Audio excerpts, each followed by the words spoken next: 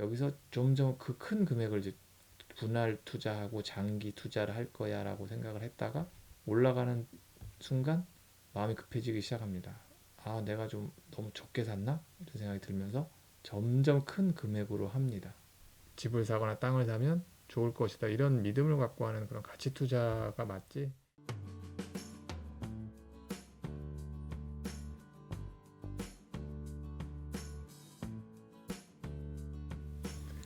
이번에는 그 주식 투자를 함에 있어서 가장 좀 유명한 그 그래프라고 볼 수 있는 많이 언급되는 그래프 중에 하나인데요.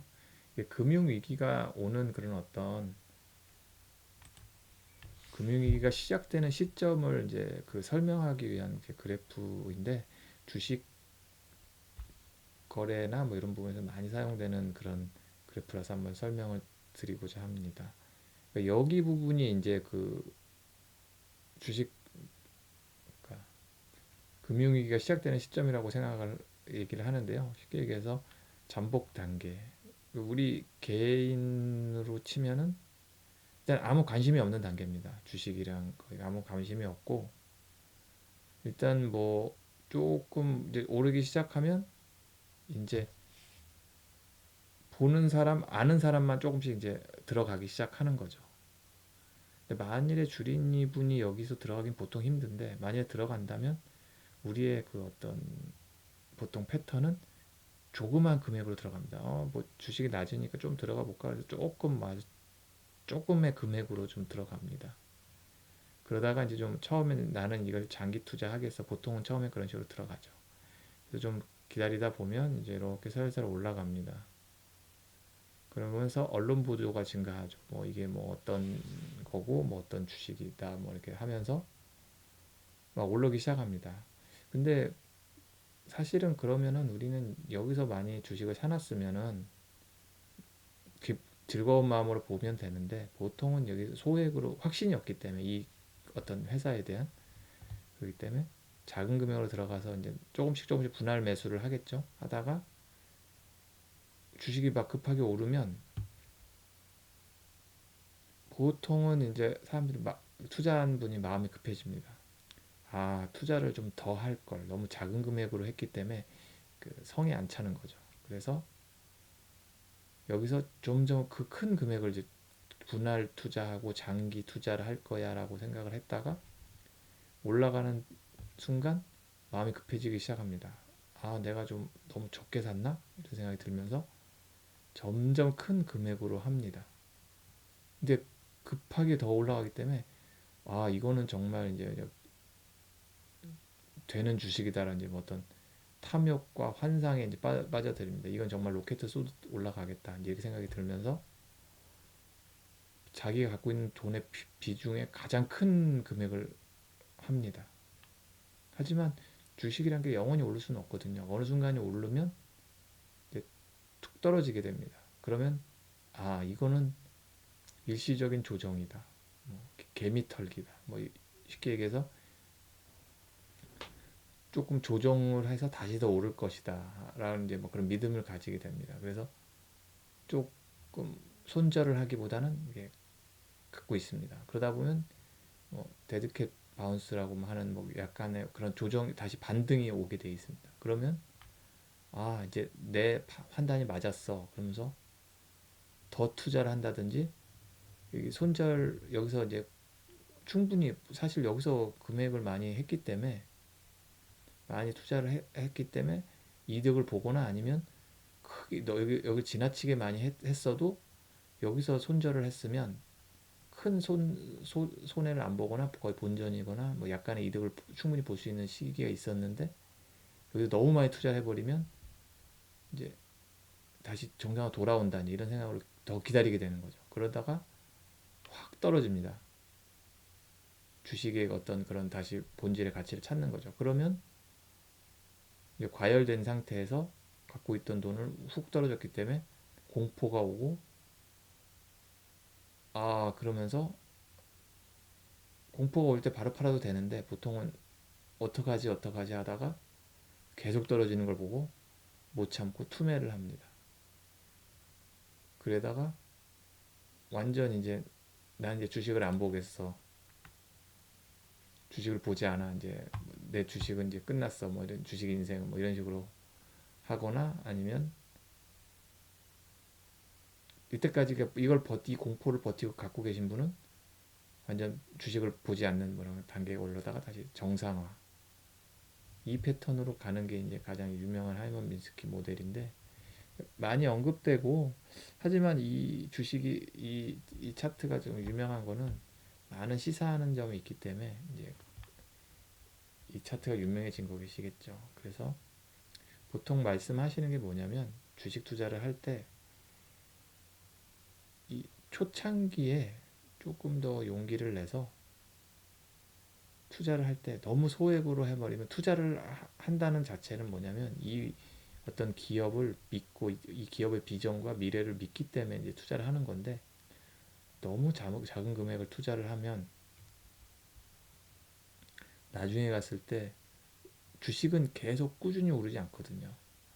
이렇게 준비하다가 어느 순간 훅 오르기 때문에 그때 갔을 때 미리 투자를 많이 하든가 이미 투자가 막 올라가는 시점에는 조금 몸을 가볍게 조금씩만 투자를 한다든가 이런 식으로 분할 투자를 해야지 여기서 해서 여기서 비중을 무겁게 가버리면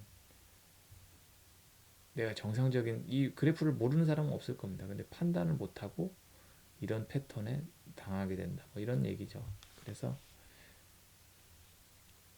주식 투자를 조금이라도 해보신 분들은 이런 패턴을 나도 하고 있다라는 걸 느낄 때가 많거든요. 그래서 한번 잘 보시길 바라고요. 주식은 보면은 어떤 인간의 심리에 좀 더 많이 좌우되는 것 같아요. 그래서 뭐 이것도 유명한 만화인데 뭐 뉴턴도 그랬거든요. 뉴턴도 우주의 그런 법칙은 자기가 이해했지만 인간의 광기는 이해하지 못했다 하면서 주식에서 손해를 많이 본 거 유명하잖아요. 실패한 투자자로 그런 식으로 주식이란 건 단순히 그냥 어떤 경제학의 그런 논리로만 움직이지 않고 상당히 이제 인간의 심리적인 부분을 많이 좌우하기 때문에 그래서 이런 부분을 잘 생각을 해야 될 것 같고요. 제가 테슬라 저기 주가 차트를 한번 갖고 왔는데 5년 차트를 갖고 왔는데 하이먼 민스키 모델이 잘 보여지는 부분이 있어서 한번 갖고 와봤습니다. 보시면 여기서 거의 한 몇 년 동안 테슬라는 거의 한 7, 8년 이상을 이렇게 쭉 행보 거의 이제 공매도 세력 때문에 거의 주가가 흐름이 없거나 그 약간 솔직히 자세히 보면 하향하는 오히려 그런 상태였기 때문에 주식이 참 암울한 주식이었습니다. 그러다가 약간씩 이제 이런 게 생기죠. 조금 이제 어떤 호재로 의해서 2020년 이후로 이렇게 막 호재가 조금씩 발생합니다. 그러니까 거의 뭐 이런 식으로 이제 하고 언론 보도가 증가하고 막 그렇게 됩니다. 그렇다 보니 이제 여기서부터 갑자기 주가가 불이 붙죠. 조금의 그전엔 장기 투자한 분들도 많이 있었지만 이분들은 뭐 워낙 초창기부터 투자한 분들이었고 들어오기 시작한 건 이제 여기서부터 언론 보도가 증가하면서 많이 들어오게 됩니다. 그러다가 갑자기 이제 지금은 이제 그래프가 이제 작지만 이때만 해도 정말 엄청난 하면서 7배, 8배, 9배까지 막 오르는 1년 만에 그러면서 주가가 연일 주가하고 뭐 서학개미 운동이다 해서 우리나라 분들도 엄청 많이 들어갔습니다. 그래서 엄청 주가가 올랐거든요. 그래서 900대에서 1000슬라를 간다. 막 여기서 액면 분할도 한번 한 걸로 알고 있고요. 그러면서 막 엄청나게 호재 뭐 해서 그대로 1200, 1300을 갈 거다 막 이렇게 했었는데 주가는 이 그래프를 그리면서 바운드 하면서 바로 떨어졌습니다. 이때 많은 분들이 손절을 치고 나갔어요. 테슬라는 한 거품이다 뭐 이런 식으로. 하지만 어떻게 됐나요? 그 뒤로 다시 한 1년 한 7, 8개월의 그 조정을 거쳐서 지금은 다시 1200슬라, 1300슬라를 보는 1200슬라를 보는 그런 시점까지 올라갔다가 다시 또 조정이 오는데 같은 또 여기서 또 같은 그래프를 반복하죠. 이때도 테슬라는 거품이었다 뭐 이렇게 하면서 하고 많은 분들이 손절치고 나가다가 다시 또 어떤 주가, 제가 알기로는 무슨 뭐 렌트카 업체에서 엄청 뭐 테슬라를 많이 산다, 뭐 미래 뭐 비전이다, 뭐 FSD 뭐 이러면서 또 엄청 올라갑니다. 그러다가 또 어, 조정을 또 겪고요. 이런 모델이 반복합니다, 계속. 그렇기 때문에 근데 이건 좋은, 그러니까 하지만 이건 기다리면 다시 돌아오는 되게 좋은 모델이죠. 이렇게 해서 안 돌아오는 경우도 많습니다. 사실은 뭐 이렇게 하다가 뭐 옛날에 건설주 같은 경우 끝까지 떨어지거나 뭐 이렇게 해야 되는 그래프도 많은데, 하지만 이 그래프가 시사하는 바가 뭐냐면 이때도 테슬라가 이렇게 올라도 손해본 판 분도 많습니다. 왜냐하면 이때 샀기 때문에 비중을 하고 못 견디고 팔아버리고, 또 지금도 1200 슬라에 가서 막 사서 또 900 슬라 내려왔을 때 못 견디고 팔고, 이렇게 하면 주가가 보면은 엄청 올랐지만 손해본 분은 손해보죠. 나스닥도 마찬가지입니다. 이런 식으로 올라가는데 이 그래프를 잘 이해하지 않으면 계속 오르는 상승장에서도 손해볼 수 있다. 이런 말씀을 드리고 싶어서 한번 갖고 왔고요.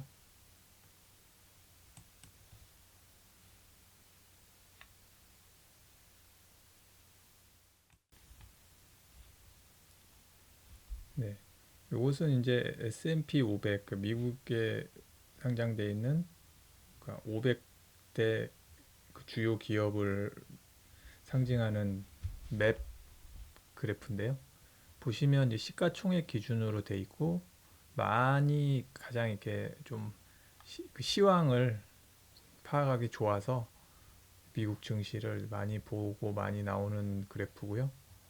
네, 이런 식으로 좀 돼 있습니다. 뭐 이렇게 뭐각 테슬라도 보이고 마이크로소프트, 애플 뭐 그래서 한 번에 그 섹터별로도 뭐 기술주 뭐 이렇게 돼 있기 때문에 보기 참 좋고요. 요 복을 많이 봅니다. 그 전체적인 어느 주식이 올랐거나 한눈에 보기가 참 좋거든요. 네. 그 다음에 이제 또 하나 이제 좀 많이 보시는 그런 또 그래프는 이제 지수는 이제 그 공포와 탐욕 지수라고 하는 건데, CNN에서 나온 건데, 보면은 여기서 보면 이제 어제 요즘 주식이 많이 떨어졌기 때문에 좀 이렇게 중간에 뉴트럴 상태고, 그리드가 높으면 아 주가가 많이 올랐구나, 뭐 피어가 높으면 아 주가가 많이 떨어지고 사람들이 공포에 떨고 있구나, 이런 걸 보면서 나의 그 포지션을 정할 수 있는 그런 좋은 지표 중에 하나입니다. 네, 그래서 관련돼서 다른 그런 것도 있으니까 이런 걸 살펴보시면 투자할 때 좀 도움이 될 것 같습니다.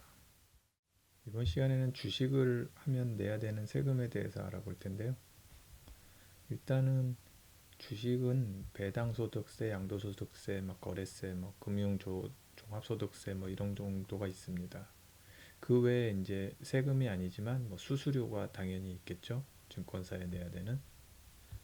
네, 근데 일단 세금을 이미 큰 비중을 차지하기 때문에 일단 배당소득세란 건 뭐냐면 주식을 갖고 있을 경우 미국 주식이나 국내 주식 뭐 어느 나라 주식을 갖고 있던 간에 이 배당 소득을 받으면 뭐 1달러를 받으면 그거에 따라서 그만큼 세금을 공제하게 되는데요. 만일에 이제 국내 주식이면 국내 주식의 비율에 따라 내고 미국 주식이면 당연히 미국 주식의 비율에 따라 냅니다. 이중과세 같은 건 없고요. 여기서 냈다면 딴 데 낼 필요가 없습니다.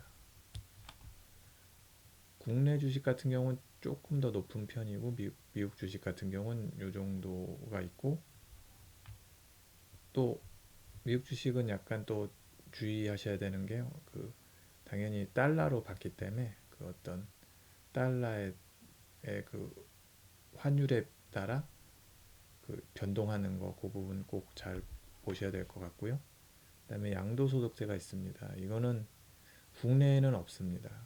국내는 그러니까 쉽게 얘기해서 이거를 팔았을 때 내야 되는 세금이라고 보시면 되는데, 대주주 뭐 10억 이상 뭐 어느 정도 되게 높은 비율을 차지하시는 그런 대주주만 세금을 내게 돼 있고요.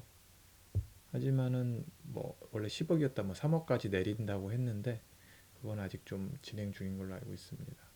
하지만 뭐 이렇게 초보적인 내용 보실 분 중에서는 대주주는 없다고 생각하기 때문에 일단 없다 벌었다고 생각하시면 될 것 같고, 그 다음에 미국 주식은 무조건 22%를 세금을 냅니다. 그러니까 100만 원을 하면 22만 원은 세금을 나간다고 보시는 거죠. 하지만 그게 다 1년 동안 내가 주식을 통해서 벌은 이득의 250만 원까지는 비과세입니다. 그러니까 250만 원까지는 비과세고, 내가 1000만 원을 벌었다 그러면 750만 원에 대한 22%만 세금을 내는 거죠.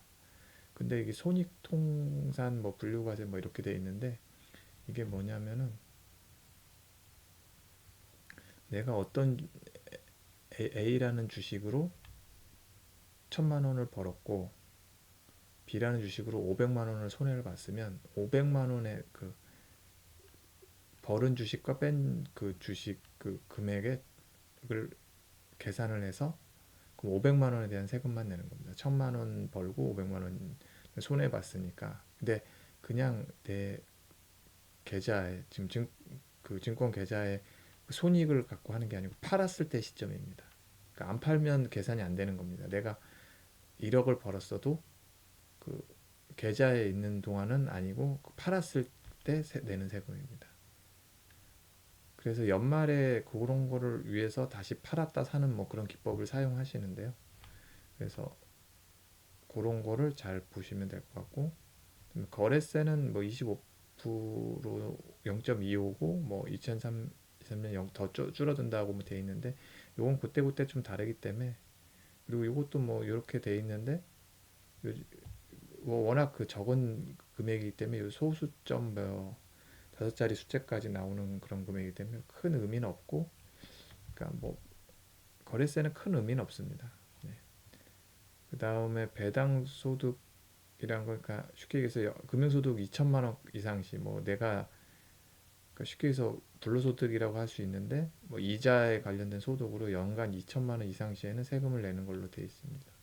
근데 이것도 상당히 이제 2천만 원 이상 내려면 큰 금액을 거래하시는 거기 때문에, 이 정도 금액을 거래하시는 경우에는 이 정도 지식은 당연히 있을 거라고 생각을 합니다. 그래서 처음 한 주린이 분들은 그러니까 요런 것만 주의하시면 됩니다. 그래서 22% 세금 내고, 뭐 분류 손익통산, 그래서 내가 연말에 가서 이거 세금을 적게 내려면 내가 팔은 이득 본 주식과 손해 본 주식을 다 팔아서 내가 1년 동안 얼마 벌었는지 그걸 잘 해놔야 됩니다. 그래서 그거를 이제 뭐 증권사에서 그 대행 서비스를 하는데요. 6월에 세금을 내야 되기 때문에 그 다음에 6월에 세금을 내야 되기 때문에 그 부분을 좀 잘 알아보시면 될 것 같고, 국내 주식 같은 경우는 그런 건 해당 사항은 없기 때문에 뭐 수수료가 은행 증권 수수료 뭐 이 정도 하고, 배당 소득세는 원천 징수입니다. 요 위에 거는 그렇기 때문에 신경 쓰실 필요가 전혀 없고요.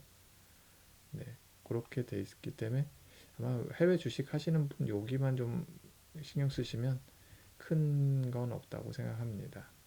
나머지는 수수료인데, 수수료는 증권사마다 다르고 그 거래 금액에 따라 다르기 때문에 만일에 어느 정도 이상의 금액을 투자하신다고 생각하시면 증권사에 전화하면은 뭐 깎아도 주고 뭐 그런 걸로 알고 있습니다.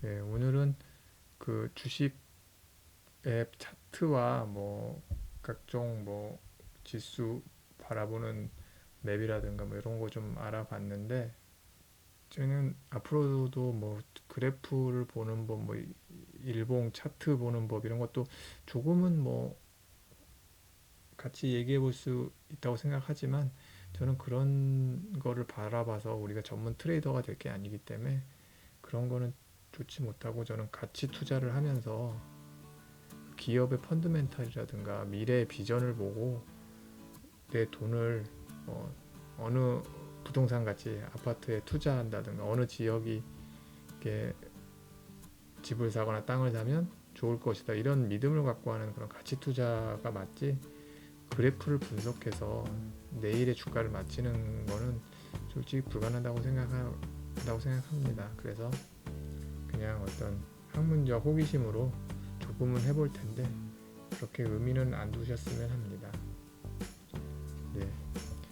감사합니다.